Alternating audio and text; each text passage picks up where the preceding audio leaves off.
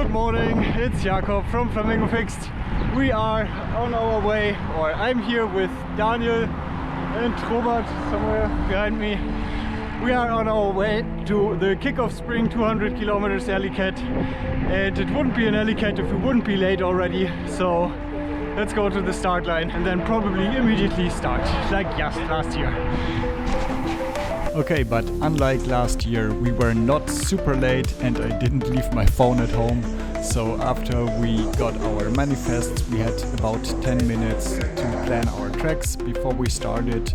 I think the majority of the participants went out west first with the tailwind. I made one rookie mistake in terms of taking videos, which was I didn't have my camera easily accessible. I had it in my jersey pockets, but especially with the winds coming from the sides and from the front, I could hardly take my hands off the handlebars and couldn't really reach my camera, so I will do this voiceover thing. Do you see this group in front of me? I thought they might also belong to the alleycat and have taken a smarter route, but now that I'm coming closer, I think they're just a normal road bike group ride. I'm approaching the first checkpoint. I've done 45 kilometers so far. All in all, it should be 220 today. So far we have a massive tailwind, so on the way back we'll have quite some headwind. Yeah, as I said, the first part was so fast due to the tailwind. I think up to the first checkpoint I had 39 kilometers an hour average. And yeah, on the checkpoints we had to do simple tasks like find information plus take a selfie there. The first checkpoint was after 60 kilometers, I think, and then the second checkpoint after about 90 kilometers. And on the whole 220 kilometer stretch there were so many constructions. Here you see me carrying down my bike, which gets blown away by the side winds at this point. Trying to cross this construction, I think I had between 10 and 15 kilometers riding through stuff like this, through construction roadworks on the whole day. But I think as everyone planned more or less the same track, this didn't really slow me down in comparison to others, because everyone took those constructions, or 80% of the people at least, because it was just the simplest route, like the route that Komoot or other routing apps gave us. Yeah, after the first quarter had this massive tailwind, the second quarter here has the wind coming from the side, from the left, and also involved quite some climbing, some steeper hills, some rolling hills. So this was still nice to ride. Later it will get a lot harder as we approach the headwind.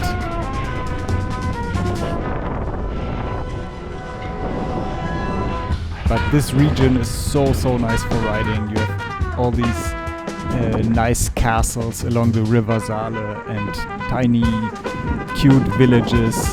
This rolling hills, I think this is my favorite terrain to ride in, generally speaking.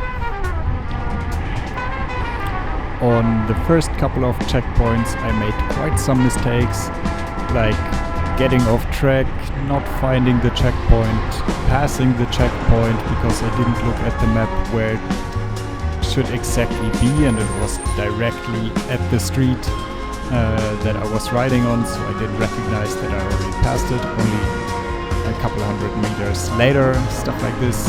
Here I got confused which street I'm supposed to take, how to leave the city.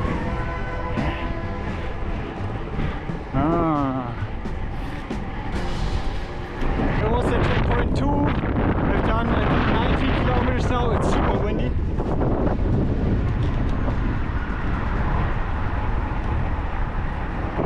I don't know if you can hear anything. It's super windy. From now on there will be more of a headwind. The last bit was pretty hilly, so I'm getting slower now.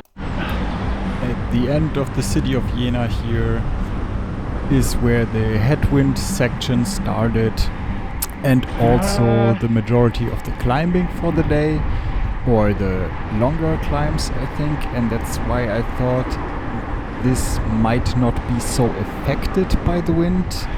Sometimes when you're riding in the hills it's more sheltered from the wind, but this was super exposed. You were just riding uphill into the headwind.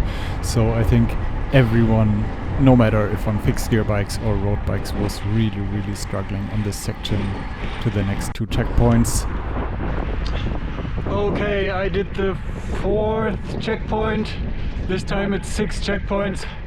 The next 2 are pretty close to each other. I think I have about 80 kilometers to go, 85 maybe.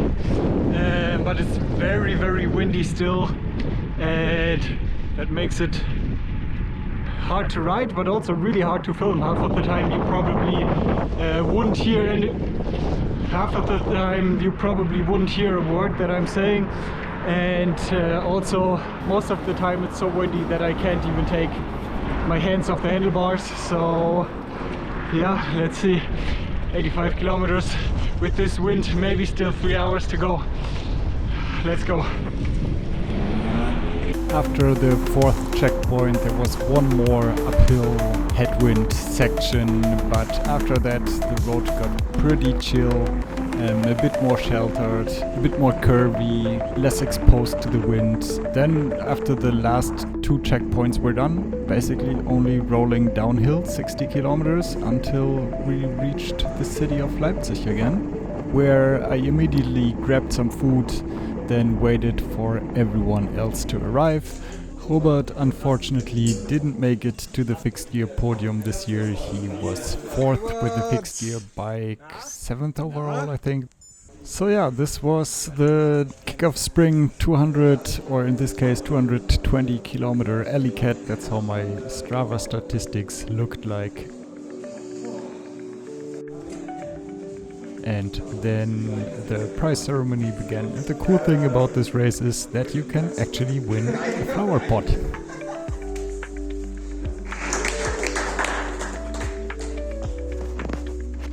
Ja, Platz 1 mit 7 Stunden 18. Insane. Hast du Pause gemacht, Jakob? Ich habe einmal zum Musik machen. Das sind die wichtigen Stunden. Ja, ey, Platz 1, Jakob auf Tisch verteidigt. Mega. In a couple of weeks' time, there will be the fixed 777 fixed gear ultra distance race, also starting and ending in Leipzig. I hope to see you there. If you liked the video, give it a thumbs up, share it with your friends, and subscribe to the channel if you haven't yet. Goodbye and see you in a couple of weeks.